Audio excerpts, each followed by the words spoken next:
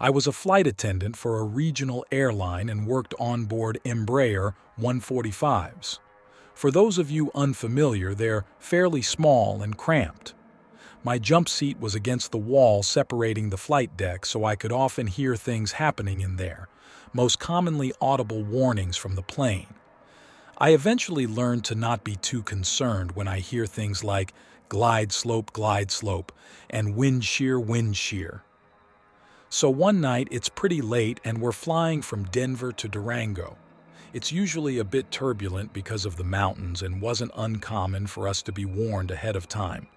This time I had been told to get up under no circumstances, strap in and enjoy the ride. 15 minutes into the flight, it's pitch black because I have the lights off.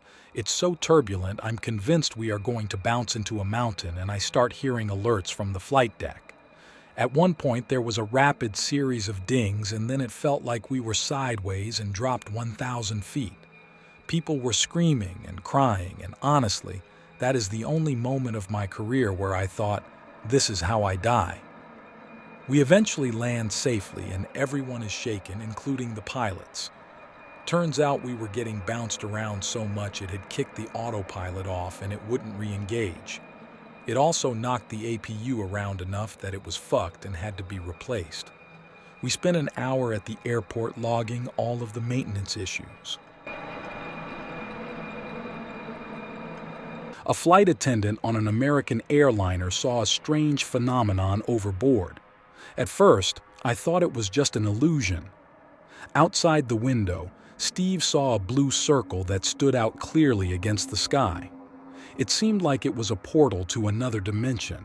It soon became clear that everyone else was seeing this too. Some passengers even managed to take photos of the phenomenon. Thanks to photographs of passengers, the object fell into the hands of ufologists. In their opinion, this could be a portal for transporting flying objects of extraterrestrial origin to us. This story of a Soviet flight attendant was published in the magazine Working Tribune in the 90s. The girl was talking about a strange passenger from Armenia. The young man shared with her and his neighbors that some invisible creature always accompanies him on his travels. Now, this something is also with him and can answer any questions. And indeed, throughout the entire flight, the voice called the names of the passengers, their relatives, and described what exactly was stored in the suitcase. Each time the voice came from a different corner of the plane. Some passengers were so carried away by the process that they went to the toilet and wrote down a word there on a piece of paper, and a voice called it everything else even before the person returned from the toilet. One lady's voice even guessed what color her underwear was. The most interesting thing is that no one took it seriously. Everyone thought that the captain or another guide who had prepared in advance was communicating with us. But the flight attendant was still uneasy for a long time. She knew how the voice notification was arranged and what the other team members were doing at that moment. Was a steward, back when they still called them that, when I was young and wanted to see the world. At one point, I was spending a lot of time in Africa. Well, this happened to be during a time that a certain viral hemorrhagic disease had been spotted in one of the inner countries. Back then, nobody knew much about it. We were flying to North Africa when one of the passengers begins to implode. He vomits blood, so much of it that the bag can't contain it. We clear his row and lay him down. He looks really bad, bruising all over his face and body, flushed face, insane fever. There was a doctor on board and he didn't know what to do. He thought it might be a severe case of malaria, but it didn't quite match up.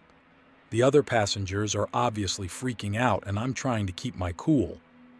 We landed at our destination, since the guy started falling apart about an hour out, and he was taken off the plane on a stretcher. I don't know if he made it or not. I would assume he didn't, considering the condition he was in and the mortality rate of these diseases. But the truly frightening part of this was that since hemorrhagic fever had not entered the medical lexicon at that point, All the passengers got off the plane and dispersed. There was no quarantine. It is sheer, blind, stupid luck that a global pandemic did not start from this incident. Okay, it had been a nice, smooth, more or less trouble-free flight into Miami. Everyone on the crew was saying what a change it made. Even the landing was smooth, and she was about to do the usual post-flight announcement. And at that point, the front nose gear hit a 12-foot long gator on the runway.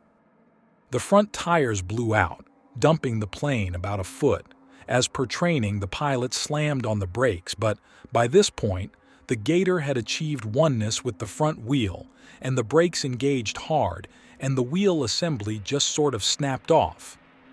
Long story short, the plane skidded the last 100 yards or so on its nose, at which point, shaken and her brain was sort of on autopilot, she said over the intercom, "Welcome to Florida.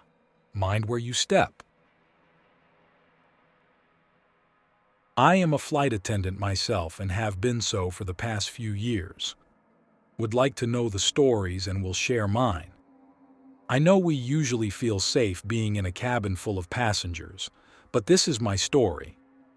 I work for a national airlines that mostly operated regional destinations. Mostly we use single-aisle plane.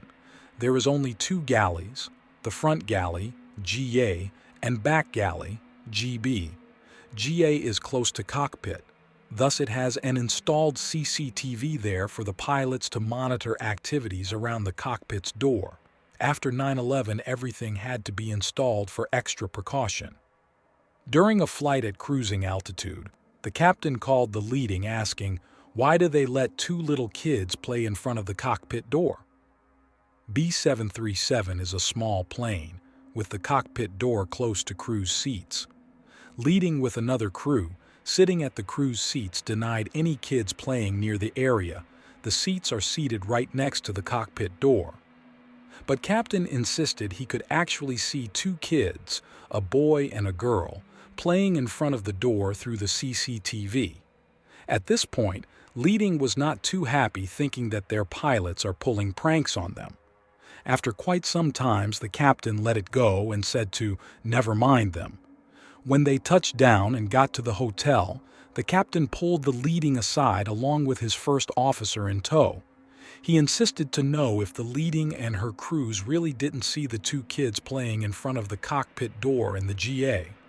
She maintained they didn't and said since the galley is so small anyway, like seriously about less than 10 meters long only from port side door to starboard's door that consisted of crew seats, entrance of cockpit, and GA, she wouldn't have missed the two kids playing. Both pilots went blank, then said both have seen the kids playing right besides both FAs and wonder why they let them there. But because it's so late anyways, the leading wouldn't want to scare her set crew and decided to keep it to herself, only asking the crew that was with her during the incident if she also didn't notice the two kids. Both maintained they didn't see any kids. Up to this day, nobody knows who were the two kids both pilots saw on CCTV.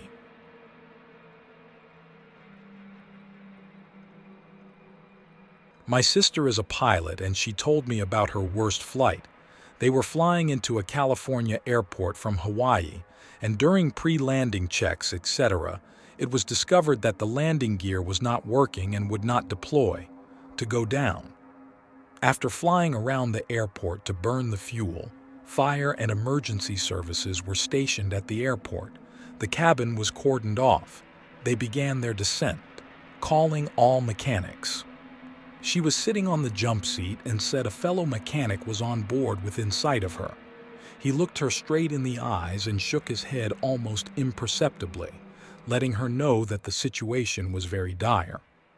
As they descended to board, she and other crew members sat in their seats and shouted at the top of their lungs to the passengers, "Stop! Stop! Stop!" as they all braced themselves for impact, he said. This was the only time when she was sure that she would never see her son and husband again, and then a miracle. Miraculously, the landing gear extended in the nick of time, saving them the trouble of landing on the belly of the plane. Once they had gotten all the passengers off, sending them down a slide in the middle of the runway, surrounded by emergency personnel trying to shoo them away from the plane, and back to the hotel, the last thing she wanted to do was get back on the plane to go home to Hawaii. She called her husband, also an FA on the same airline, and told him what had happened, saying the flight crew had been told they could either stay the night in the hotel and fly out the next day, or fly back to the island that night, in a different plane. Her husband told her she needed to get back on the plane that night or she would never be able to fly confidently again. She did as he said, and considering this happened over 9 years ago, he was right. She still works for the airline to this day.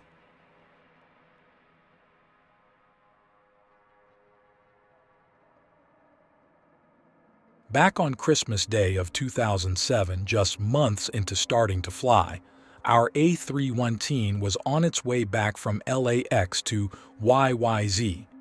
We were on the ground delayed for almost an extra 2.5 hours because the maintenance crew noticed there were 3 huge indents on the right engine. We then found out that someone in YUL drove their truck into the right engine and failed to report it. Obviously, this guy was consequently fired and let the aircraft fly. After being assured by maintenance in LAX that we are safe to fly, we finally departed. After finishing the first service, which is approximately an hour and a half into the flight, the plane plummeted downwards to the right wing.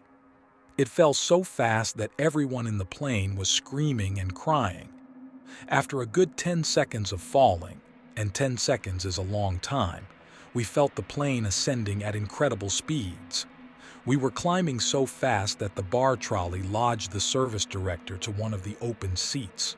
The other flight attendant was on the ground trying to climb up on her jump seat, barely getting her seatbelts buckled, and I had to use my arms and legs to wedge myself between the 2 lavatory doors. The other FA grabbed my hand and tears were streaming down her face. I just kept on telling her, "We're not going to die on Christmas Day."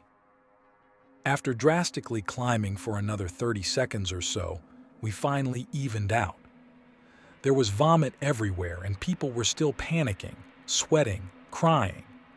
The captain came on the PA saying we had issues with turbulence, but when we landed and passengers deplaned, the FO looked at us, lowered his head, and he said, "We all knew why that happened."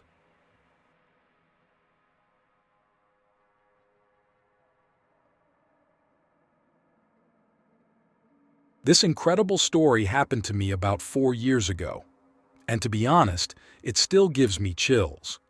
One day the girls and I got together in Monaco to see the city and show ourselves off, as they say. We grew up in Brooklyn, and therefore most of us had never been to Monaco, and I was also part of this majority.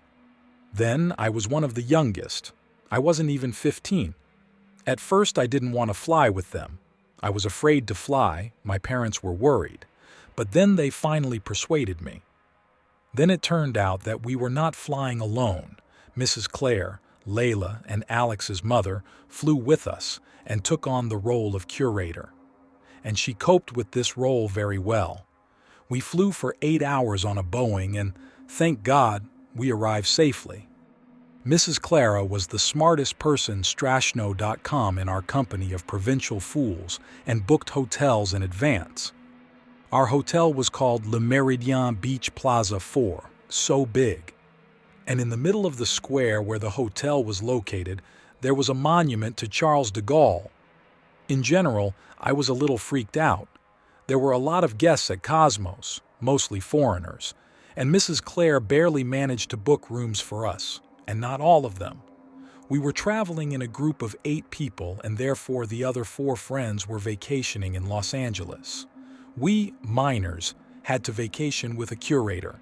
Mrs. Claire chose random rooms, but the room Layla and I were put in was on the 21st floor. Looking down from the window was scary and shocking at the same time. The first night I couldn't sleep at all due to time zones, and I constantly saw some black shadows and strange sounds.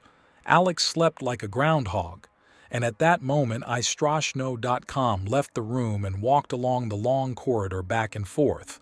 When I returned, the shadows had disappeared, and so I had to sleep during the day. But on the second night, the most interesting thing happened. It was around midnight when everyone went to bed, except me. Of course, I also tried at first, but then I realized that it was useless.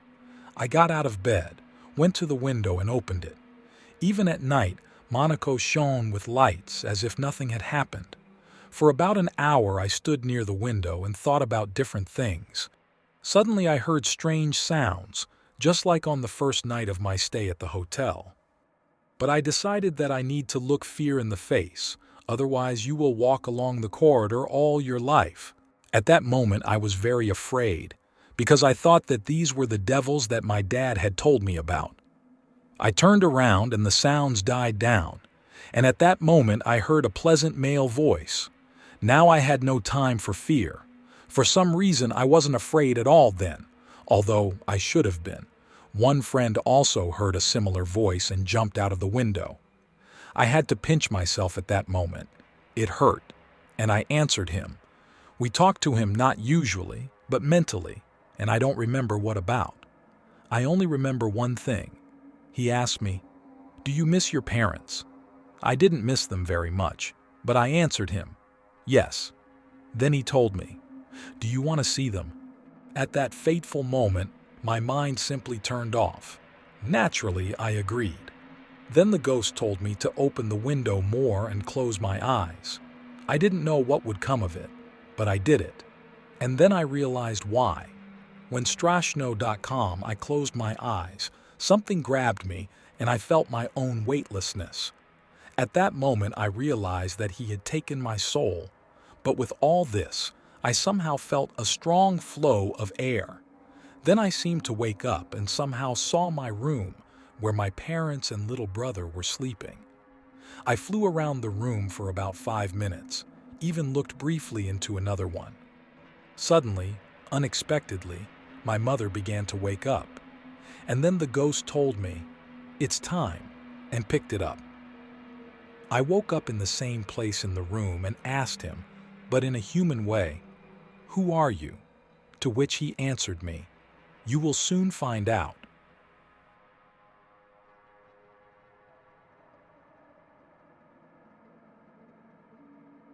My sister is a FA and told me of her scariest flight.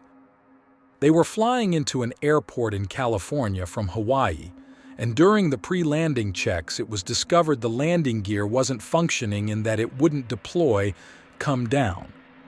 After circling the airport to burn off fuel, fire and emergency personnel were put into place at the airport and the cabin secured. She was sitting in the jump seat and she said there was a fellow mechanic on board within eyesight of her. He looked her directly in the eye and gave an almost imperceptible shake of his head, letting her know the situation was very dire. As they were coming down to land, she and the other FAs were in their seats, yelling at the passengers at the top of their lungs, "Brace, brace, brace, brace," while they were all in position for impact. She said it was the one time she thought for sure she'd never see her son and husband again. Miraculously, the landing gear deployed at the very last moment, saving them from having to land on the belly of the plane. Once they got all the passengers off, sent them down the slides in the middle of the runway, surrounded by emergency personnel racing them away from the plane, and were back at the hotel, the last thing she wanted was to get back on a plane to go back home to Hawaii. She called her husband, also a FA for the same airline, and told him what had happened, said the flight crew were being told they could either stay overnight in the hotel and fly out the next day, or fly back to the island that night on a different plane. Her husband told her she needed to get back on the plane that night or she'd never have the ability to fly with confidence again. She did as he said, and this being over 9 years ago, he was right. She's still a FA with the airline today.